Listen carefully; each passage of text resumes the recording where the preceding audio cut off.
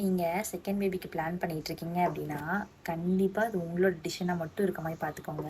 யாரோ ஒருத்தர் இன்ஃப்ளூயன்ஸ் பண்ணி அந்த டிசிஷன் நீங்கள் எடுத்திருக்கீங்க அப்படின்னா ப்ளீஸ் இப்போவே தெரிஞ்சுக்கோங்க இந்த விஷயத்த.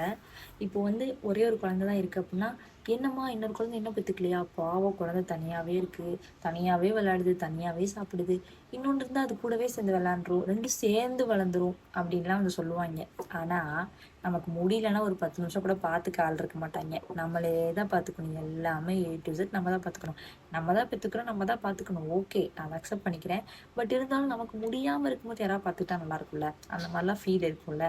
ஸோ நீங்கள் மென்டலாக ப்ரிப்பேர் ஆனதுக்கு அப்புறமா இன்னொரு குழந்தைய பெற்றுக்கோங்க.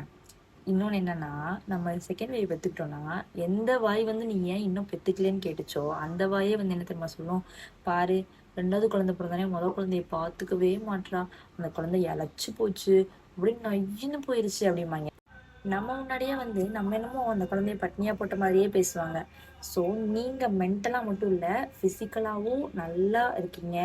ஓகே, நான் வந்து இன்னொரு பேபி வந்தாலும் நான் வந்து மேனேஜ் பண்ணிக்குவேன் அப்படின்னு நீங்கள் நல்லா ப்ரிப்பேர் ஆகிட்டீங்க, யாரோட சப்போர்ட் இல்லாமல் ப்ரிப்பேர் ஆகிருக்கீங்கன்னா மட்டும் இன்னொரு குழந்தைக்கு பிளான் பண்ணுங்கள். அது வரைக்கும் ஒரு குழந்தையோடய இருங்க, ஒன்றும் தப்பு இல்லை.